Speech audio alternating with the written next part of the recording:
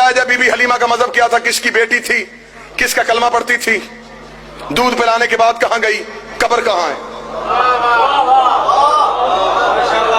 ہمیں بتاؤ be be Halima کس نبی کا کلمہ پڑھتی تھی؟ اگر تو کہے گا اس نبی کا تو تیرے عقیدے کے مطابق تو یہ نبی خود نبی نہیں تھا۔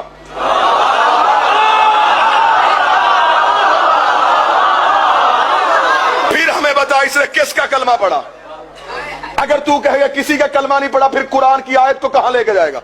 خدا کہتا ہے حرمنا علیہ المراضع، ہم نے حرام کر دیا تھا دائیوں کا دودھ موسیٰ پہ۔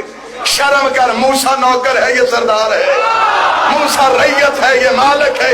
3 دن کا نوکر تو جانتا ہے حلال کیا ہے حرام کیا ہے، محمد کو پتہ ہی نہیں تھا کہ میں نے کس کا پینا ہے کس کا نہیں پینا۔ ہمیں بتایا جا، پھر کہانی عجیب ہے، لکیر کے فقیر ہیں، مکھی پہ مکھی ماری جا رہی ہے، کوئی بندہ تحقیق کرنے کے لیے تیار۔ مولوی صاحب کہتے جی سب کی دائیاں امیروں کے بچے لے گئیں، نبی کو معاذ اللہ دائی کوئی نہ ملی، بی بی کو بچہ کوئی نہ ملا۔ بی بی حلیمہ نے رسول کو اٹھایا، اونٹنی کمزور تھی، ہاں سب سنیے گا، اونٹنی لاغر تھی، بی بی حلیمہ لے کے رسول کو اونٹنی پہ بیٹھی، اونٹنی صحت مند ہو گئی۔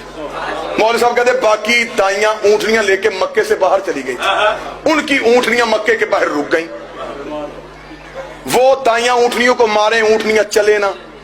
بچے پوچھتے مولوی صاحب وہ کیوں نہیں چلتی تھی؟ بیٹا کیسے چلتی، پیچھے نبی آ رہا ہے۔ نہ مولوی کی مت ماری گئی، اونٹنیوں کو پتہ چل گیا کہ پیچھے نبی ہے۔ کون بولے گا ان جملوں پہ میرے ساتھ؟ کون بندہ ہاتھ اٹھائے گا ان جملوں میرے ساتھ؟ جی بسم اللہ۔ اونٹنیوں کو پتہ چل گیا کہ پیچھے نبی آ رہا ہے اور نبی کو پتہ ہی نہیں۔